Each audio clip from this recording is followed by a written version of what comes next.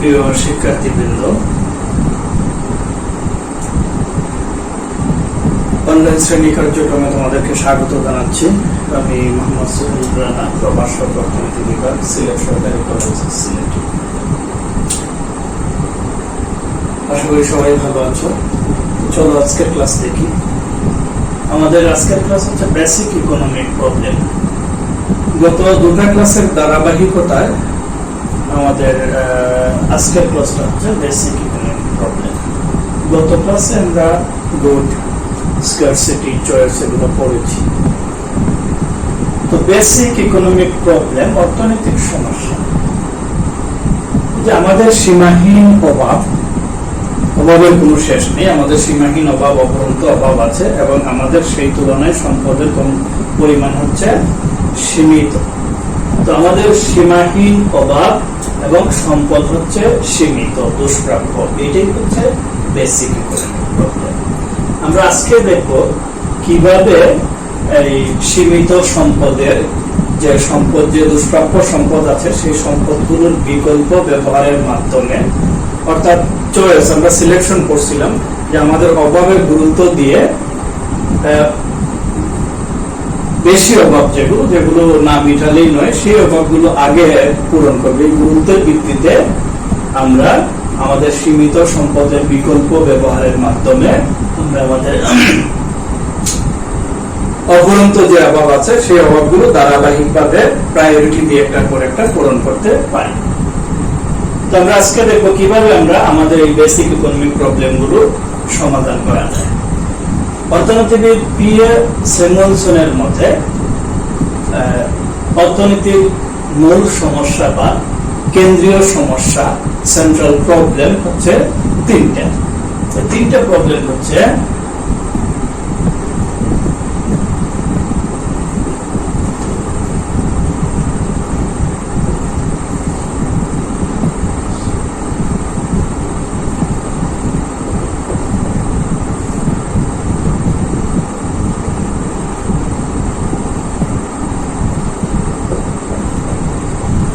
what to produce, how to produce, and last one হচ্ছে for whom to produce। তো দেখি কতদূর ব্যাখ্যা করা যায়। তিনটা ব্যাখ্যা আজকে ক্লাসে যদি তিনটা শেষ করি তাহলে অনেকটা সময় চলে যাবে। আমরা একটা করে শেষ করি। for what to produce, তো পি.এ. স্যামুয়েলসনের মতে অর্থনৈতিক সমস্যা, কেন্দ্রীয় সমস্যা হচ্ছে তিনটা। একটা হচ্ছে what to produce, 2 নম্বর হচ্ছে how to produce, and last one হচ্ছে for whom to produce। what to produce অর্থাৎ কার জন্য আমরা উৎপাদন করব, কি উৎপাদন করব আমরা, কি what to produce আমরা কি উৎপাদন করব। আমরা আগে বলছি যে চয়েস করতে হবে যে আমরা কোন দ্রব্যগুলো আগে উৎপাদন করব। এখন এখানে বিভিন্ন ধরনের দ্রব্য আছে, শিল্পজাত দ্রব্য, কৃষিজাত দ্রব্য, বিভিন্ন ধরনের দ্রব্য আছে। আমাদেরকে সিদ্ধান্ত নিতে হবে কোন দ্রব্যটা কতটুকু উৎপাদন করব। সেই সমস্যাটা আমরা কিভাবে সমাধান করব দেখো।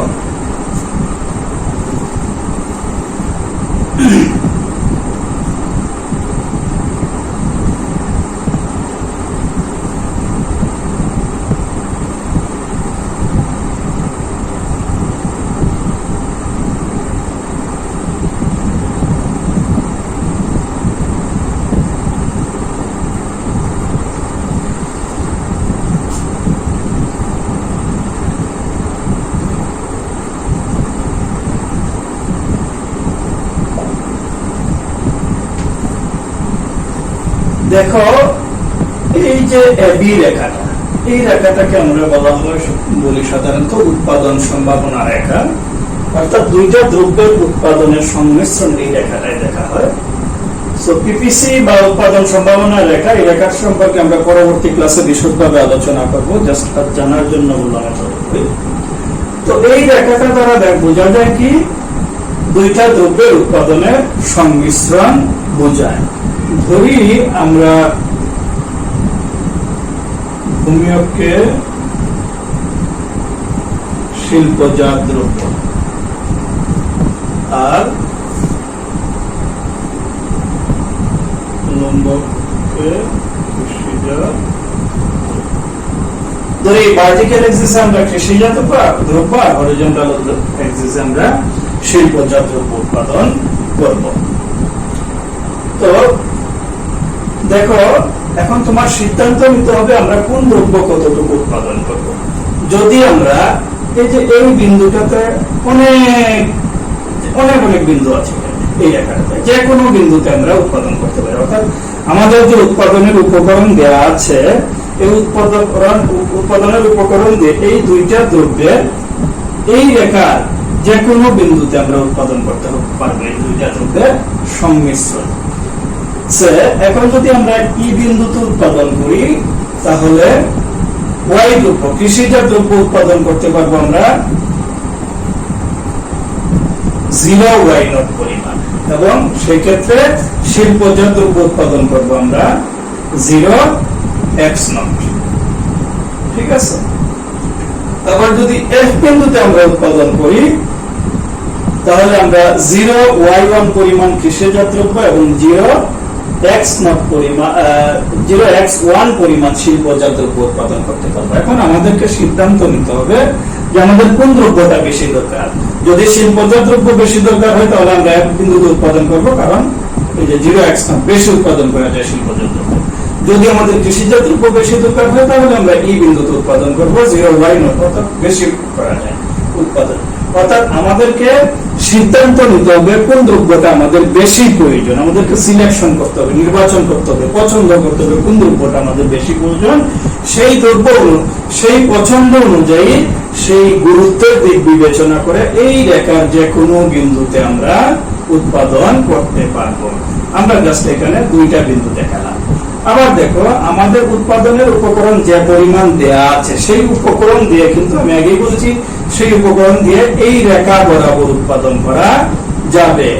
আর যদি এর ভিতরে কোনো বিন্দুতে উৎপাদন হয়, মনে করে এই বিন্দুতে উৎপাদন, তাহলে বুঝতে হবে যে উৎপাদনের উপকরণগুলো যে উপকরণগুলো দেয়া আছে সেই উপকরণগুলো প্রপারলি ইউজ করা হয়নি, এফিশিয়েন্টলি ইউজ করা হয়নি। যদি এফিশিয়েন্টলি ইউজ করা হয় উপকরণগুলো তাহলে এই বিন্দুতে উৎপাদন করা যাবে। আবার দেখো এখানে একটা জি বিন্দু দেওয়া আছে, উৎপাদনের যে উপকরণ দেওয়া আছে সেই উপকরণগুলো দিয়ে এই রেখার বাহিরে কোনোভাবে উৎপাদন করা যাবে না, অর্থাৎ এই উপকরণ নির্দিষ্ট পরিমাণ উপকরণ দিয়ে জি বিন্দুতে উৎপাদন করা যাবে না। অর্থাৎ তাহলে হোয়াট টু প্রডিউস কি হচ্ছে যে আমাদেরকে পছন্দ করতে হবে, সিদ্ধান্ত নিতে হবে আমরা কোন দ্রব্যটা উৎপাদন করব, সেই বেসিসে আমরা উৎপাদন প্রসেসে যেতে হবে। এই হলো what to produce. Second one হচ্ছে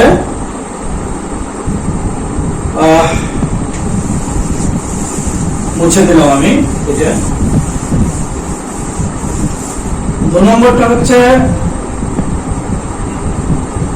হাউ টু প্রডিউস, অর্থাৎ কিভাবে উৎপাদন করব, কিভাবে উৎপাদন করব। ফ্যানটা বন্ধ করে দিই।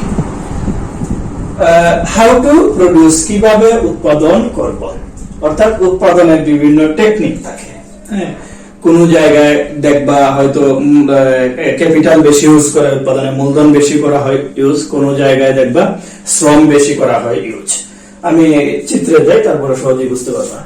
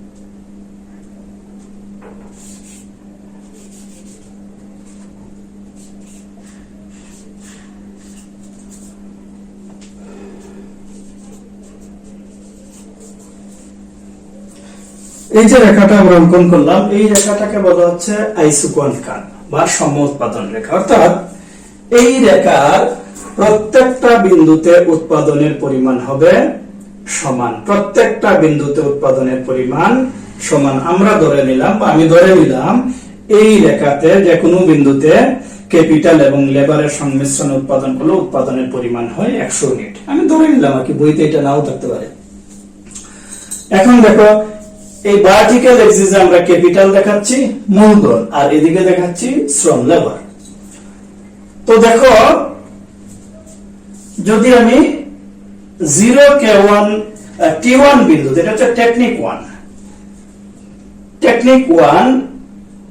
T এই বিন্দুতে উৎপাদন করি, তাহলে 0K1 পরিমাণ ক্যাপিটাল লাগছে এবং লেবার লাগছে 0L1 পরিমাণ, অর্থাৎ ক্যাপিটাল বেশি লাগছে, লেবার কম লাগছে। আবার T2 বিন্দুতে যদি উৎপাদন করি তাহলে ক্যাপিটাল দেখো কম লাগছে এবং লেবার বেশি লাগছে। এখন এটা হচ্ছে ক্যাপিটাল ইন্টেনসিভ, অর্থাৎ মূলধন নিবিড় প্রক্রিয়া কৌশল, আর এটা হচ্ছে শ্রম নিবিড় কৌশল। এখন দেখো অনেক দেশ আছে, সে আমেরিকা, ওরা ক্যাপিটাল ইন্টেনসিভ কান্ট্রি, ওদের ক্যাপিটাল বেশি, তাহলে ওরা উৎপাদন করলে কোন বিন্দুতে সাধারণত উৎপাদন করবে? T1 বিন্দুতে, ওরা ক্যাপিটাল ইউজ বেশি করবে। আমাদের কথা যদি চিন্তা করে, আমাদের চিপ লেবার আছে, সস্তা লেবার আছে, তো আমরা কোন বিন্দুতে উৎপাদন করব? T2 বিন্দুতে 0L2 পরিমাণ শ্রম লাগবে। অর্থাৎ তুমি যে বিন্দুতেই যে টেকনিকই অবলম্বন করো, ক্যাপিটাল, এটা হচ্ছে ক্যাপিটাল এবং লেবারের সংমিশ্রণ দেখাচ্ছে, অর্থাৎ তুমি ক্যাপিটাল কতটুকু ব্যবহার করবে, লেবার কতটুকু ব্যবহার করবে, উৎপাদন কিন্তু সমানই হবে। তুমি অন্যান্য বিন্দু আরো নিতে পারো, ঠিক আছে? অর্থাৎ ক্যাপিটাল আরো বেশি ইউজ করতে পারো, লেবার আরো কম, অথবা লেবার আরো বেশি, লেবার ক্যাপিটাল আরো কম, উৎপাদন কিন্তু 100 ইউনিটেই হবে। এটাকে বলা হয় সমা উৎপাদন রেখা, অর্থাৎ হাউ টু প্রডিউস, তুমি কিভাবে উৎপাদন করবে, কোন কৌশল, কোন পদ্ধতিটা নিয়ে অবলম্বন করে উৎপাদন করবে। এখন তোমার দেশের বা তোমার অবস্থান অনুযায়ী তুমি সিদ্ধান্ত নিবে, বা তোমার অবস্থান অনুযায়ী তুমি সিদ্ধান্ত নিবে যে তুমি ক্যাপিটাল ইউজ বেশি করে উৎপাদন করবে নাকি লেবার বেশি পরিমাণ ইউজ করে উৎপাদন করবে। এটাকে বলা হচ্ছে বেসিক ইকোনমিক প্রবলেমের 2 নম্বর যে বিষয়টা, হাউ টু প্রডিউস, আমরা কিভাবে উৎপাদন করব। আচ্ছা, আমরা যাই 3 নম্বর প্রসেসটা।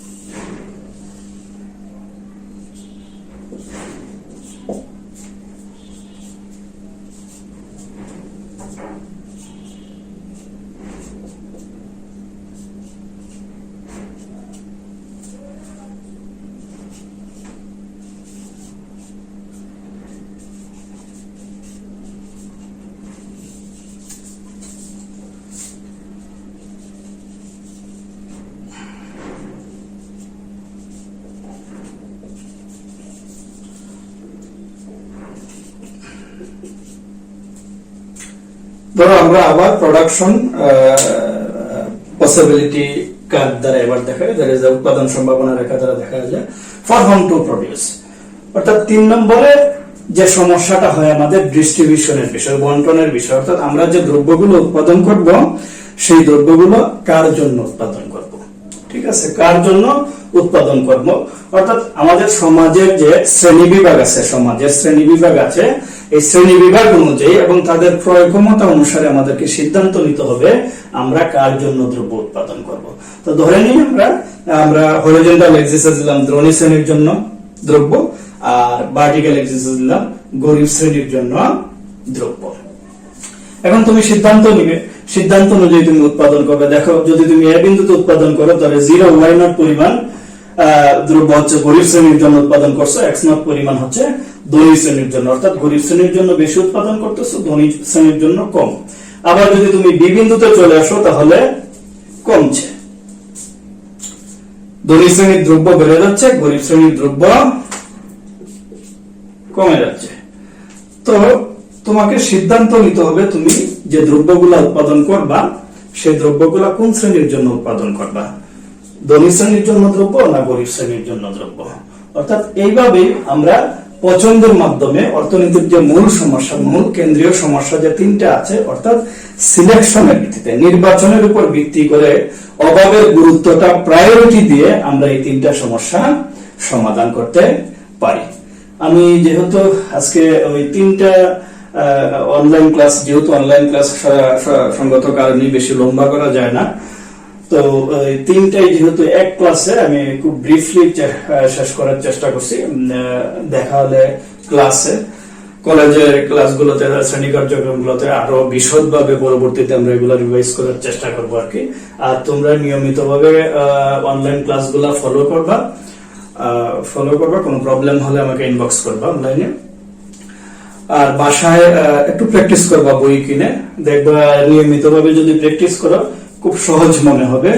আর পরীক্ষার আগে আগে যদি যে অনলাইন ক্লাস হচ্ছে, কলেজ খুলুক, পরীক্ষা কবে হবে এই চিন্তা যদি করো, তাহলে হঠাৎ করে পারবা না। কারণ হচ্ছে ইকোনমিক্সটা আসলে পরে পাস করতে হয়, পরে বুঝে পাস করতে হবে। অল দ্য বেস্ট, ভালো থেকো।